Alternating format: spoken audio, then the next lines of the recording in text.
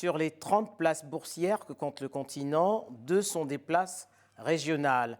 La plus ancienne est la Bourse des valeurs immobilières, basée à Abidjan. Fondée en 1996, elle était à la fois un succès institutionnel et technique, mais avant tout un succès politique qui fédère 8 pays aux économies disparates. Edokossi Amenumve, bonjour. Bonjour, Madame Epoté.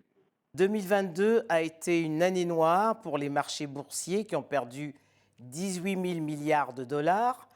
Comment s'est terminée l'année dans la zone UEMOA, l'Union économique et monétaire ouest-africaine? La BRVM a terminé l'année dans le vert, heureusement, ce qui montre bien la résilience de notre marché depuis que nous avons démarré l'année 2020 avec la crise sanitaire qui continue de secouer le monde entier. Évidemment, nos indicateurs se sont orientés, comme je le disais, dans le vert. Nous avons eu un accroissement des volumes de transactions, des valeurs transitées sur le marché. Et encore mieux, pour 2022, nous avons eu une nouvelle admission à la cote de la BRVM.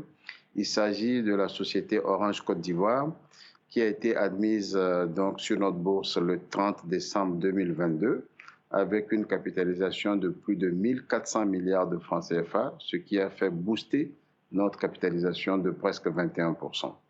Alors, l'économie mondiale est en récession, hein, et d'ailleurs on dit que le continent va connaître sa première récession depuis 25 ans. Quelles sont les stratégies qu'il faudra adopter pour maintenir les économies à flot?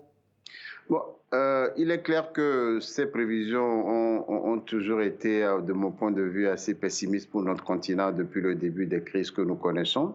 Mais force est de constater qu'à l'atterrissage, nos économies sont plus résilientes. Je pense fondamentalement que les crises que nous vivons vont continuer sous d'autres formes au cours des années à venir. Et le plus important, c'est de muscler nos économies, c'est-à-dire diversifier nos économies, développer nos secteurs privés, développer l'agriculture dans nos pays, de manière à ce que nous ne soyons pas quelque part touchés, impactés trop négativement par les chocs exogènes. Si nous arrivons vraiment à créer au sein de nos économies des entreprises susceptibles de produire pour pouvoir nourrir nos populations, susceptibles de fournir les matériaux nécessaires pour le développement des infrastructures dans nos pays, si nous réduisons notre dépendance des autres continents, nous pourrons encore mieux résister.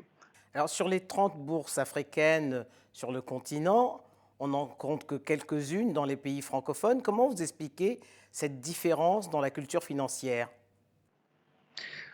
C'est vrai que les pays anglophones ont pris de l'avance sur les pays francophones en matière boursière. Il faut dire que les bourses de Johannesburg, de Lagos, de Nairobi sont de création beaucoup plus dans le passé que les bourses qu'on voit dans les pays francophones, notamment en Afrique de l'Ouest et en Afrique centrale. Mais il faut dire quand même que le Maroc a une bourse qui a été créée aussi depuis très longtemps. Bon, est-ce que on peut parler de différences fondamentales dans ce domaine-là? Je dirais que cela est tout à fait la traduction aussi de notre tradition économique, hein. Les pays francophones sont essentiellement des pays dont les économies sont basées sur le financement bancaire essentiellement. Nous connaissons maintenant, je dirais, depuis quelques années seulement, les mécanismes de financement par les marchés de capitaux. Et je crois que ça explique un peu la différence qu'il y a entre nous. Mais néanmoins, il faut dire que toutes les réformes qui ont été entreprises dès les années 90 pour doter les pays francophones, l'UEMOA particulièrement, d'un marché financier ont été des réformes qui ont connu beaucoup de succès. Alors, le moteur de l'économie dans la zone UEMOA, c'est la Côte d'Ivoire, hein. À elle seule, elle compte presque 35 sociétés cotées en bourse, alors que la moyenne dans les autres pays n'est que d'une société, ou voire trois. Comment est-ce que cette situation, cette prédominance de l'économie ivoirienne ne fait-elle pas peser des risques sur la zone UEMOA? Les grandes économies tirent habituellement les petites économies. En Europe, on a le cas de la France et de l'Allemagne. En Asie, on a naturellement le cas de la Chine. En Amérique du Nord, on a le cas des États-Unis qui tirent aussi le Canada. Donc, ce n'est pas quelque chose d'exceptionnel de voir une grande économie qui tire les autres économies. Ce qui est important, c'est de pouvoir développer des mécanismes d'intégration, de communication entre ces économies pour que les bénéfices qu'on peut en tirer rejaillissent sur l'ensemble de la région concernée. Et Est-ce je que c'est le crois cas? que Est-ce que c'est le cas, justement? oui, c'est le cas aujourd'hui dans notre sous-région. Le fait que la Côte d'Ivoire soit le moteur de l'économie de l'UEMOA, je pense que ça profite à l'ensemble des pays de l'Union. Et ça, c'est extrêmement important. C'est extrêmement important de le relever parce que l'union monétaire étant basée sur la solidarité monétaire, l'union économique étant basée sur, je dirais, la libre circulation des biens et des capitaux, on sent bien qu'aujourd'hui, l'économie ivoirienne apporte, en tout cas aux autres économies et vice-versa, quelque chose de positif. Et je crois que c'est la chose la plus importante à retenir. Quand on est dans des régions qu'on n'a pas choisies forcément, et quand on n'a pas choisi sa géographie, quand on n'a pas choisi son histoire, quand on n'a pas choisi les richesses de son sous-sol, il faut juste maintenant savoir comment s'organiser, travailler avec les pays qui sont vraiment limitrophes pour pouvoir maximiser son développement économique. Et ça, c'est quelque chose qui naturellement se fait très bien dans notre union. S'agissant maintenant du poids de la bourse, du poids de la Côte d'Ivoire au niveau de la bourse, c'est toute une histoire. Parce que la Côte d'Ivoire avait déjà la bourse des valeurs d'Abidjan.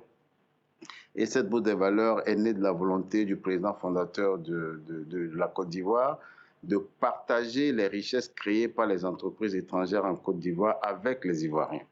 Donc, quelque part, il y avait une forte volonté politique d'amener les sociétés étrangères opérant en Côte d'Ivoire à venir en bourse et ouvrir leur capital donc, aux citoyens ivoiriens. Et cela crée une tradition boursière en Côte d'Ivoire qui a duré plus d'une vingtaine d'années. Et en 1998, à la création de la BRVM, nous avons récupéré 35 sociétés de l'ancienne bourse des valeurs d'Abidjan. Alors, une de vos perspectives en 2025, c'est de parvenir à l'intégration continentale des différents marchés boursiers avec l'interconnexion des banques anglophones, des bourses pardon, anglophones. Mais quels sont les avantages face à des bourses centenaires comme la bourse d'Égypte et la bourse de Johannesburg? Vous savez, c'est la même logique que la logique d'intégration économique. Pour être plus fort, il faut être intégré, il faut communiquer avec les autres. Bon, en matière boursière, c'est pareil. Les bourses les plus anciennes, vous en avez parlé, l'Égypte, Johannesburg, sont de grandes bourses qui ont, je dirais, plusieurs sociétés cotées, qui ont des investisseurs qui sont très actifs sur ces marchés-là, qui font que ce sont des bourses très dynamiques, très liquides, courtisées par les investisseurs internationaux et certains investisseurs africains.